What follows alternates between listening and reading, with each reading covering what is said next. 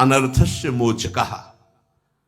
अगर तुम्हारे में इतनी सामर्थ्य नहीं है कि तुम घर परिवार सब कुछ त्याग करके परम वीतराग होकर भगवान में चित्त जोड़कर जीवन को भगवदानंद में डुबो दिया, सबसे बड़ी बात है सप्तज हरिभज, ऐसी सबकी सामर्थ्य नहीं होती। कोई विशेष कृपा पात्र होता है, सब बंधन तोड़ाकर भाग पड़ता है भगवान की तरफ। फिर क्या करे?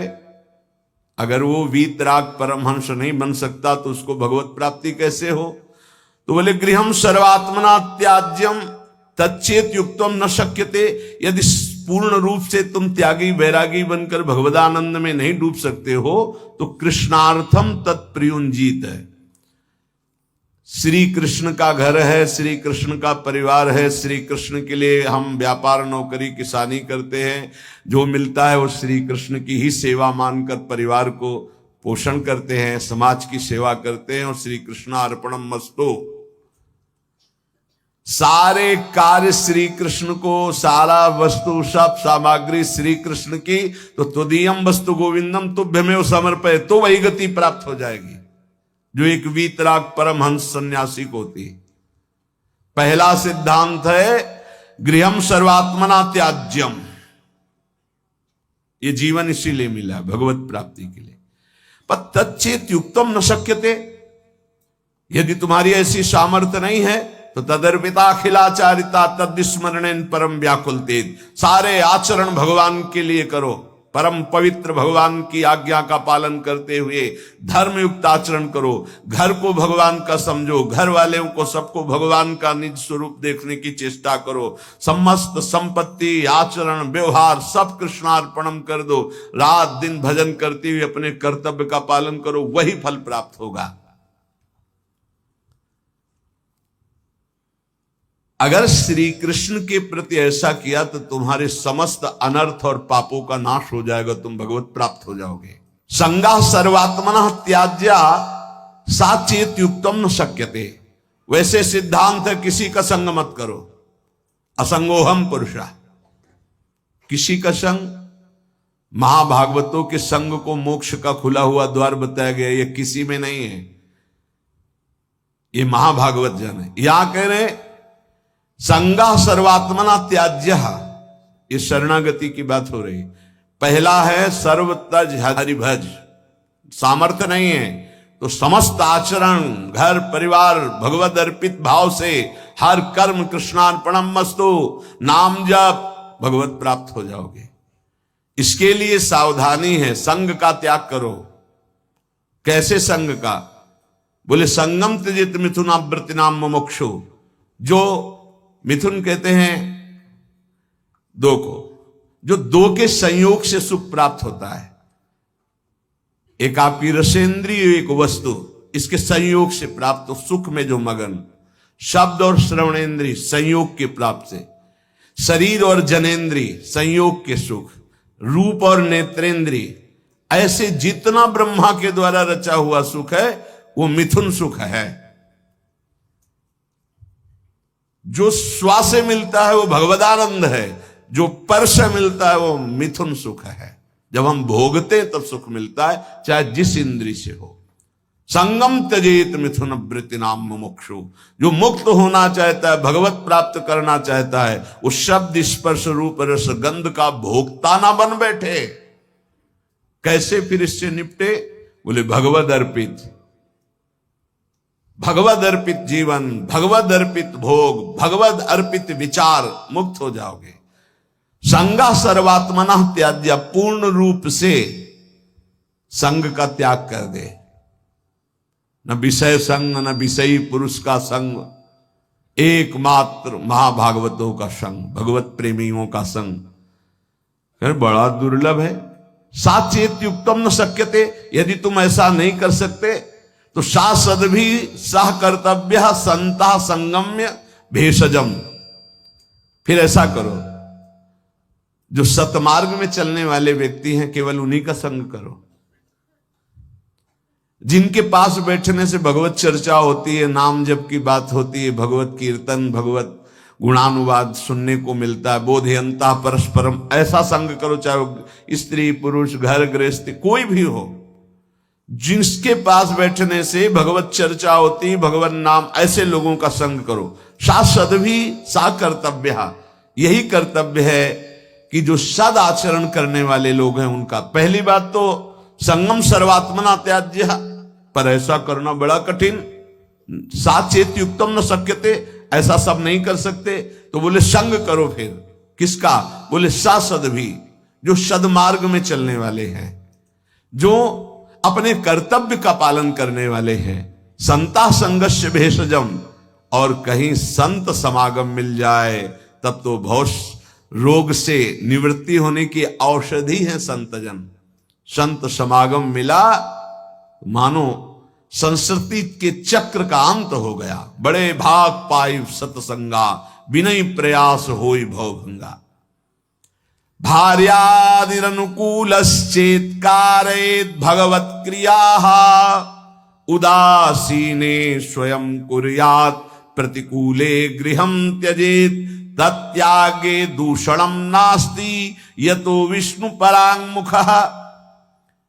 यदि आप गृहस्थी में फंस चुके हैं, अब आपको भगवत प्राप्ति कैसे हो? तो कह रहे हैं स्त्री आदि परिवार जो भी है, सबको भगवत परायण होने की शिक्षा दी जाए।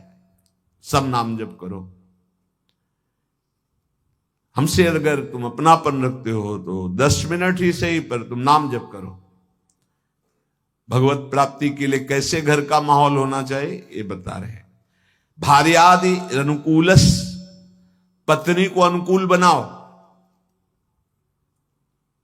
अनुकूल बनाने का मतलब उसको शासन के द्वारा अनुकूल नहीं बनाया जाता, किसी को प्रेम के द्वारा अनुकूल। प्रेम की भाषा बिना पढ़े लिखे लोग भी जानते हैं, पशु भी जानता है। छोटा बच्चा है, दुलार करो प्रेम से, ऐसे पुचकारो, किलकारियां मानने लगेगा। अभी उसको कोई ज्ञान नहीं, लेकिन प्रेम की भाषा वो भी जानता है। फिर वो तो अर्धांगिनी पत्नी है।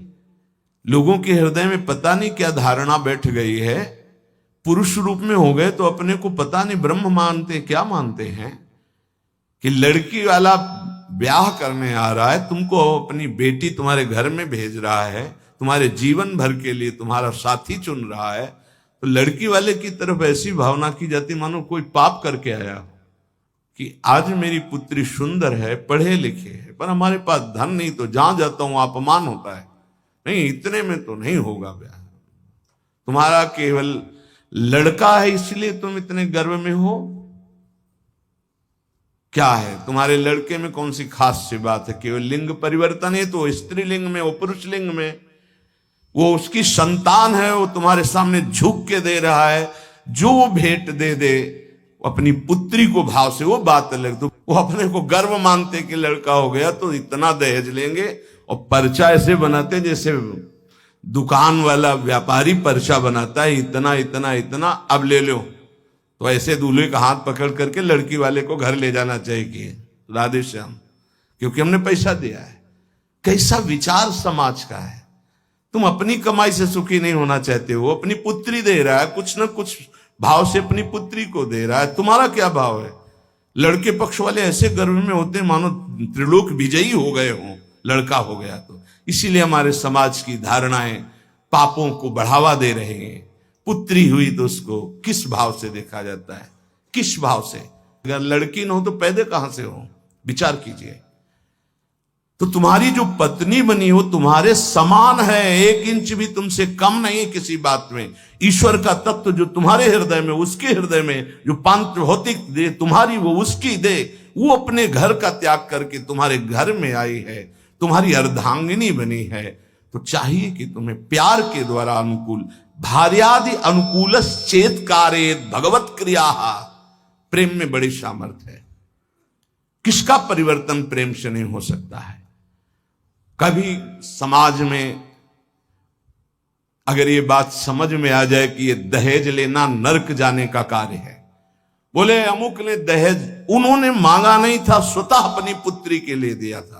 किसी को भी अगर हमारे व्यवहार में पुत्री के साथ बहुत सी सामग्री उत्साह के साथ देने का भाव तो उनके पास है और उन्होंने दिया अपनी पुत्री को। तो आपने मांगा तो नहीं, वर पक्ष ने मांगा तो नहीं, आज बेचा जाता है। कैसी समाज की दुर्व्यवस्था है, ना सत्संग सुनते हैं, ना शास्त्र समझते हैं। तो बच्चियों के प्रति कितना निकृष्ट भाव आ गया कि एक गरीब आदमी की यदि लड़की पैदा होती तो माथे पे हाथ रख करके सोचता है कि मेरा दुर्भाग्य, कोसते हैं कि तूने लड़की क्यों पैदा की। अरे अगर हमारी मां नहीं होती तो हम कहां से प्रकट हो जाते। वो मां है, वो दैवी शक्ति है जो प्रकट हुई है।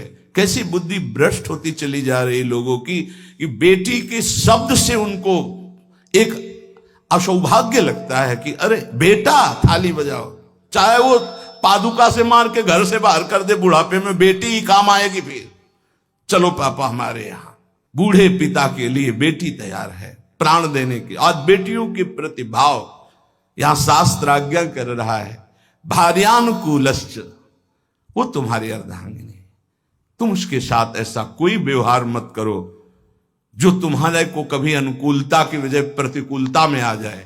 और आप ध्यान रखना, ब्रह्मा जी बहुत चतुर हैं। जब देखा कि बेटियों की ऐसी अल्ट्रासाउंड करा लिया, ये देख लिया, वो देख लिया, ऐसा भाव, तो काम ऐसी कि तुम हटा ही नहीं सकते हो। आगे की समझ गए होगे चर्चा। इस बात को समझो, तुम पाप करोगे तुम्हें भुगाने के लिए उसी जीवात्मा को भेजा जाएगा और ऐसे रूप में भेजा जाएगा कि तुम्हारा कुछ बस नहीं चलेगा। ये जो घर गृहस्थी में भ्रूण हत्या गर्भ हत्या में प्रार्थना करते हैं, आज वो समय नहीं कि बेटी हुई तो तुम्हें माथे पे हाथ रखना। आज राष्ट्रपति बनी बेटी भारत की। हम बार बार कहते हैं, अभी क्रिकेट मैच की पूरी बेटियां ही आई थी, बहादुर एक सेना नायक आई थी, होश उड़ जाए उसकी दृष्टि मिलाने में। ये शेरनी भारत की दैवी शक्तियां है। कैसा विचार बन रहा है, पति अपने को भगवान समझता है, पत्नी को भगवत भाव में नहीं देखता है। कलह अशांति मची रहती है। अब अगर आप कह रहे हैं कि हमारी पत्नी ही ऐसी है, तो आज तुम बहुत सीधे साधे दिखाई दे रहे हो। तुम्हारे कर्म ऐसे थे कि उस देवी के रूप में आए, हर प्रतिकूलता तेरे सामने। अब अगर आप अनुकूल चलना नहीं सीखोगे तो भगवान का विधान ऐसा है कि तुम्हें हर कदम पर दुख प्रदान करेगा। समान भाव, इसलिए भगवान शिव ने दिखाया कि आधा शिव तो आधा शक्ति, यही स्वरूप सब शिव स्वरूप हैं, सब भगवत स्वरूप है। यही होना चाहिए। अर्धांग पे विराजमान अंबा, और इधर भगवान शिव, इधर अंबा का स्वरूप वही है, दूसरा कोई नहीं है। भगवान ही पत्नी के रूप में है। शास्त्र आज्ञा कर रहा है भगवत प्राप्ति के लिए भार्यादिर अनुकूलश्च, पहले पत्नी को अनुकूल बनाओ। भगवान को अनुकूल बनाने के लिए परिवार में भगवत भाव पहले लाओ। कलह अशांति, ऐसे प्रेम में बहुत बड़ी ताकत है। इसीलिए हम कहते हैं आज हमारे जो भागवतिक प्रेम की तरफ चलने की बात जाने दो, सांसारिक प्रेम का नाश हो रहा है। ये जो चला है ना आजकल, बच्चा बच्ची का इधर उधर का भाव, ये सब ये प्रेम का प्यार का नाश कर रहा है। जो समर्पण होना चाहिए वो बिल्कुल बहुत सावधान, दोनों पक्ष को सावधान होने की जरूरत है। भगवत प्राप्ति गृहस्थी में कैसे करनी है तो बता रहे हैं कि भार्यादि अनुकूलश्चेत कारेत भगवत क्रिया, दोनों मिलकर के भगवत क्रिया करो। पति पत्नी मिलकर धर्म अनुष्ठान करते हुए, घर गृहस्थी के कार्य भगवत समर्पित करते हुए, दोनों नाम जप करते हुए। देखो अभी ये जो आप गर्भ हत्या, भ्रूण हत्या, गर्भपात करते हैं, आपका नाश कर देगा, आपको पता नहीं। ऐसी जगह आपको पीटेगा कि आप न बता पाओगे न रो पाओगे। हमारी प्रार्थना मान लेना, ये जो गर्भस्थ शिशुओं के साथ अत्याचार होता है, इसका परिणाम बहुत बुरा होता है।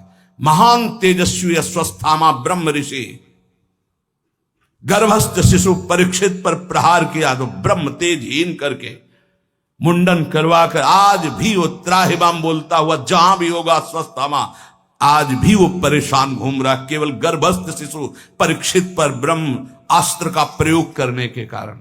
और आप तो प्रयोग के, आप तो मार देते हो, आप नष्ट कर देते हो। सत्संग में आए इसलिए सबसे प्रार्थना है, अगर गर्भ हत्या किए तो उसका प्रायश्चित कर लो, और भूल से भी आगे कभी ऐसा मत करना, संयम से रहो।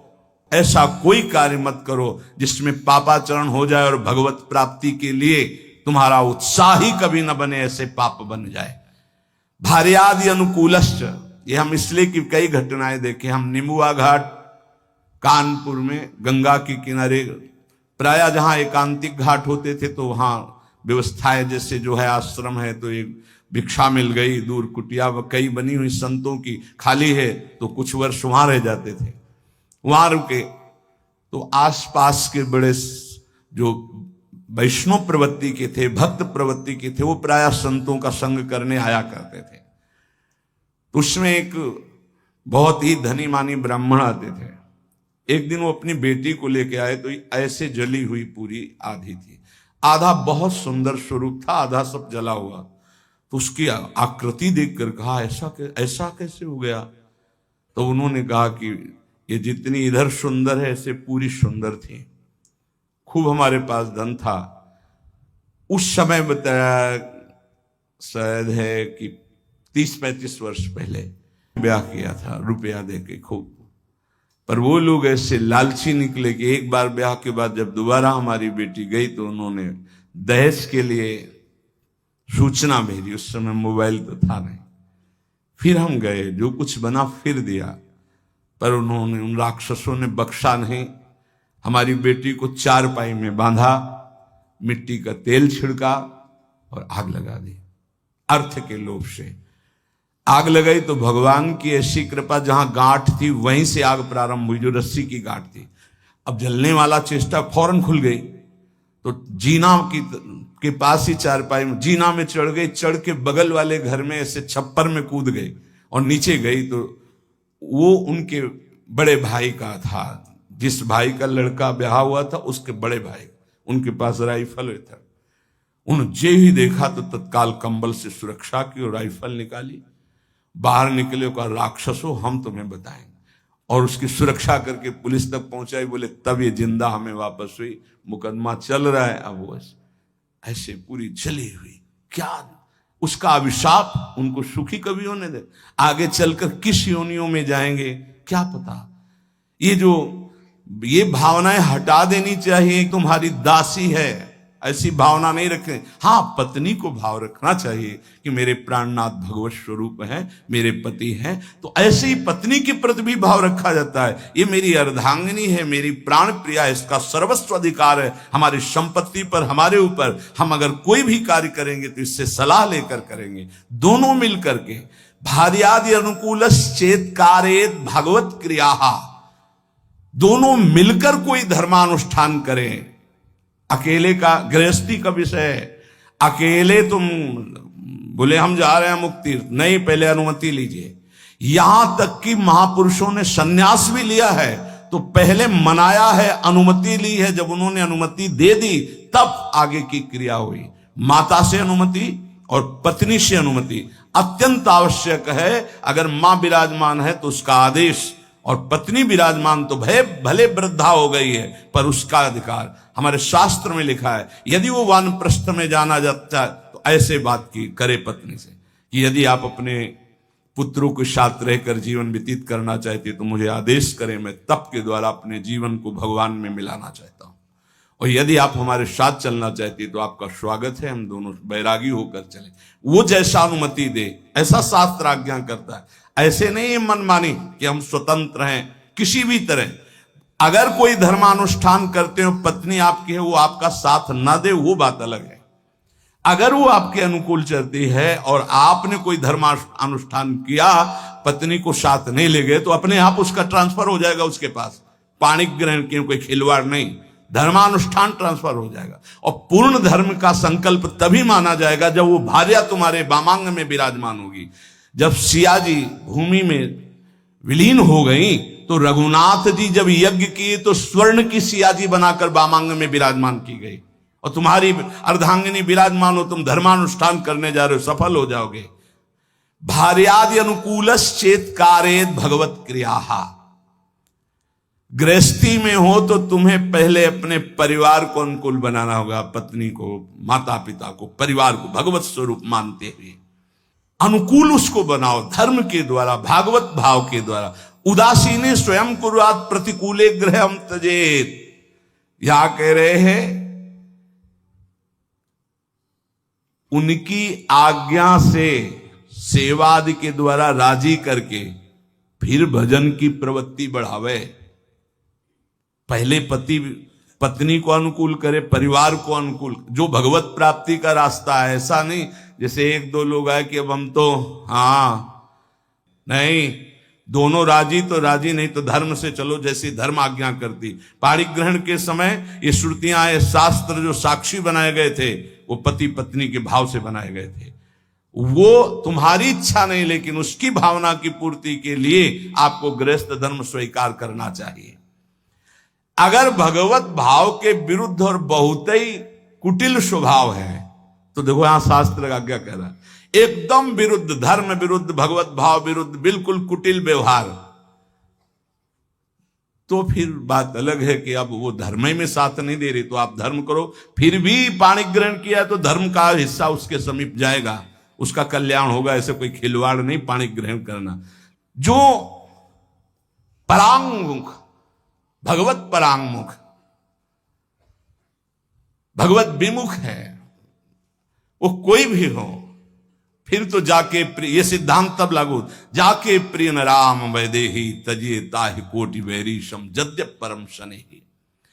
अनुकूलस्य संकल्पाः प्रतिकूल विसर्जनम रक्षस्यतीति विश्वासो भरतत्वे वर्णे यथा आत्मनैव वेद्य कार्पण्ये षड्विधा शरणागते है। अब शरणागति का स्वरूप समझिए। प्रभु के अनुकूल सदैव चलना, इस शरणागति का संकल्प कर लेना चाहिए।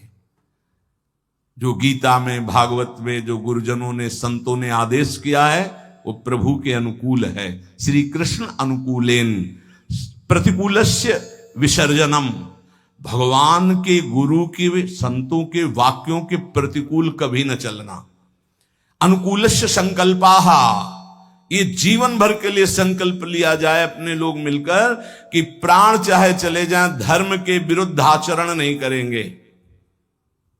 प्रतिकूलस्य विसर्जनम, प्रतिकूल आचरण कभी हम प्रभु के नहीं करेंगे, प्रतिकूल आचरण नहीं करेंगे। भूल न दें कुमारग पाऊं। और रक्षिस्तीति विश्वासो, मेरे भगवान मेरी रक्षा करेंगे, पक्का विश्वास बना लो। शरणागति की तरफ कदम बढ़ाने के लिए ये पक्का विश्वास बना लो, भगवान मेरी रक्षा। कई जगह ऐसी देखा है।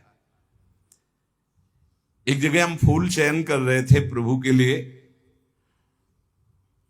अब चित्त वृत्ति प्रियाजू में फूलों को देख, ये फूल ऐसा, और कदम आगे बढ़ रहे थे और वो वाकूफ था, जैसे किसी ने हमको ऐसे रोक दिया।